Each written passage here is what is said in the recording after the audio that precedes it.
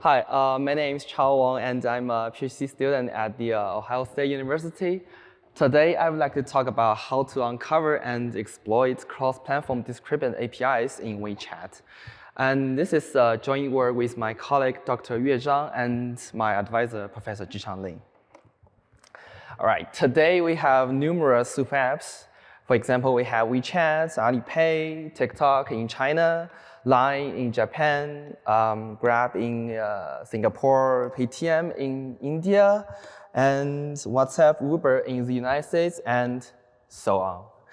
And most recently, you might have noticed that Elon Musk had changed Twitter logo to an X, which is a term for what he had described as an everything app, just like our subject we are going to talk about today, WeChat. So just like we previously said, there are so many super apps, but why just WeChat?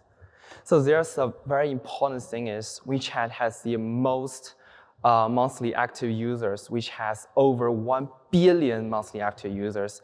And don't forget, we are talking about cross-platform today, so it is also the only platform that can run their mini apps upon 3 platforms. All right, you may have noticed that those super apps can provide multiple services, and yes, they can provide from life essentials like the grocery, food delivery, pharmacies, to like even government services. They can even help you renew your IDs. And the question is, how do those super apps accomplish that? And the answer is mini apps. So they are accompanying with those companies, and they can develop their mini apps for super apps, so they can implement their services like groceries, pharmacy, and so on. But the question is, why would they do that? Okay, don't worry. Let's get back to the beginning. So in the past, if you want to call a taxi, you want to download some taxi app, right? Like the Uber or Lyft. But if you want to cash a check, you probably need some banking app. And the thing is, don't you feel it's tired? It's tiring, right? Because you need to download many apps. And I can tell that in traditional app development, the company is also feeling tired because they have to develop for Android, for iOS, and for Windows. And another important thing is they are using entirely different languages. For Android, you are using Java, and for iOS, you are using Objective-C or Swift, and for Windows, you are using C#. Don't you think it is very costly, right? So that's how WeChat. They proposed a new paradigm naming the mini app, so they can allow developers to use one single language, which is JavaScript, to develop one single app, mini app, to run upon all those 3 platforms. But the thing is, can one size fit all? And I'm going to tell you, one size does not fit all. And don't worry, let's look at an example first. So a bad guy, Mallory, he wants to record people's voice very stealthily. And when he deploys his backcode on Android, something happened. The permission window pops up. And on iOS, the same thing happened, but on Windows, there's no such permission window, right? You don't see that Windows is asking your users to grant access to their microphones. And when it comes to mini app, they use API naming WX record, and when it runs upon Android, it's got denied. And iOS, it's got denied as well. But on Windows, he did it. And actually, permission control is not the only thing. The nature of cross-platform always involves different host resources, like camera, microphone, NFC, Bluetooth, and file systems. And the super apps, they provided those APIs, which access these resources, may also have some discrepancies. And WeChat must mitigate attacks from such discrepancies, right? And I'm going to tell you, they failed, because otherwise I won't be here, right? So we have found that 3 categories of discrepant APIs in WeChat, which includes API existence discrepancies, permission, and output discrepancies. And corresponding to these discrepancies, we also found 3 kinds of attacks.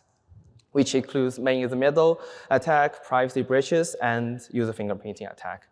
Now the question is, how to systematically find those discrepant APIs?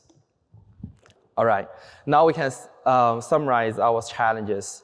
As you know, WeChat has over 1,000 APIs. There's no chance we can manually test them all. So the thing is, how can we generate valid test cases? And another thing is how to execute test cases on different platforms. And lastly, when we have the results, how to identify those discrepant APIs. And here is our solutions. For the first one, we use a domain-guided brute force approach to generate valid test cases. And for the second one, we have reverse WeChat developer tools to find an universal debug protocol. And we utilize those debug protocol to execute those test cases on different platforms. And lastly, we have defined some specific detection policies to identify the discrepant APIs. Now, we can take a look at our tool, APIDIFF. So first, we need the official documents as an input. And while we have the documents, we can read their document to obtain their parameters and to resolve them. And finally, we need to resolve their dependencies between those APIs. And while we have generated the valid test cases, we can feed into the code executor to use their debug protocol to generate their test results. And while we have in the test results, we can use our analyzer to utilize our policies to obtain the discrepancies. Now, we can take a look at some real data points. So we have implemented our APIDIFF while using pure TypeScript with over 3,000 lines of codes. And for the code executor, we use a server-client model for scalability. And there's one more thing is we don't need to root or jailbreak your Android or iOS phones, which is very convenient. And let's take an overview of our evaluation. So we have uncovered 109 existence discrepancies, 17 permission ones, and 22 output discrepancies. And first, let's take a look at the existence discrepancies. So we have found that there are 3 major issues. First is hardware specific. Like there is no NFC APIs in Windows, right? And second one is platforms implementation discrepancies. Which is, for example, there's no accessibility services on Windows. And last one is just WeChat's their implementation discrepancies. So for example, there's no such crypto random number generator specifically in Windows. Next, let's take a look at the permission discrepancies. So this is all about Windows. So WeChat on Windows does not require any permission from users to access the privacy-sensitive resources, which including location, recording, and cameras. And lastly is output discrepancy. We have found there are 22 APIs have unique outputs, but 13 of them also have stable outputs that attackers can use them for fingerprints. And now we can take a look at the attack. So first is the man-in-the-middle attack. This is mainly because an API named wx.makeBluetoothPair. This API does not exist on iOS. So if you don't pair the device with your peripherals, they cannot establish a secure connection, which means the attacker can launch the man-in-the-middle attack. Secondly is also because of the Windows. They don't have such check in Windows WeChat. So you can use wx.getLocation to do the location tracking. And you can use wx.record to do conversation eavesdropping attack. And you can also use camera context to stealthily take photo and video. And lastly, you can use wx.get_user_info to steal the information of users. All right, lastly is fingerprinting attack.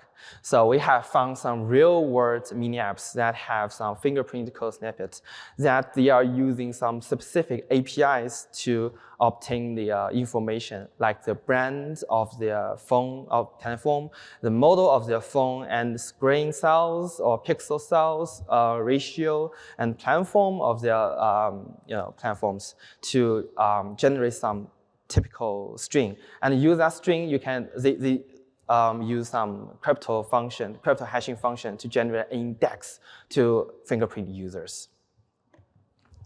All right, now we can conclude our work. So we propose APIDIFF, which is the first open source tool for WeChat platform, and we have implemented API test case generation, test case execution, and API discrepancies identification. And we have evaluated our tool with over 1,000 APIs, and we have uncovered many cross-platform discrepant APIs, which including 109 existence discrepancies, 17 permission discrepancies, and 22 output discrepancies. All right, we are approaching the end. So we have released our code on GitHub. Please feel free to use it. And if you have encountered any issues, please feel free to drop us some feedback. And that's all for today. Thank you. Thank you for listening. Any questions?